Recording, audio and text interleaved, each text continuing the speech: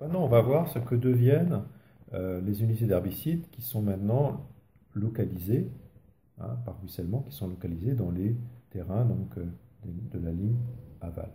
Si je prends ce terrain-ci, donc qui est un terrain de maraîchage, donc j'ai deux unités d'herbicides qui arrivent ici, donc j'en ai une troisième qui ruisselle, hein, qui est liée à l'herbicide qui a été appliqué sur ce terrain-là.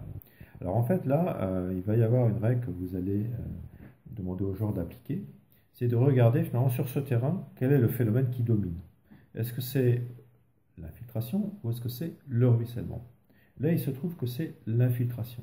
Donc on va considérer que sur ce terrain où l'infiltration est forte, une partie, donc c'est-à-dire une unité d'herbicide,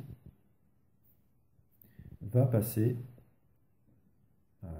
dans la case infiltration. Hein, donc en passant ici, tout simplement, cette unité d'herbicide va être entraînée vers les profondeurs. Et là, il se trouve qu'il en reste une autre, hein, mais s'il n'y en avait pas, là, ça serait la même chose.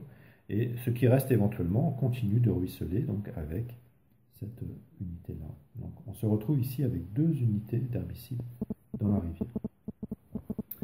Ici, on se retrouve avec une carte terrain nature. En fait, si vous regardez la carte nature, on se rend compte que là, dans la pastille rose, il y a un signe -1 qui signifie que finalement ce terrain est capable de neutraliser une unité d'herbicide, hein, c'est-à-dire que la végétation en fait, va absorber, va neutraliser l'herbicide résiduel qui a ruisselé en fait, du terrain un peu au-dessus.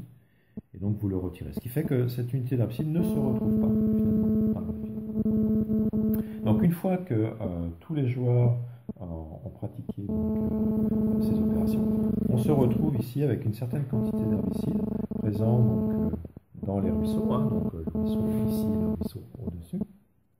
Et tout simplement là,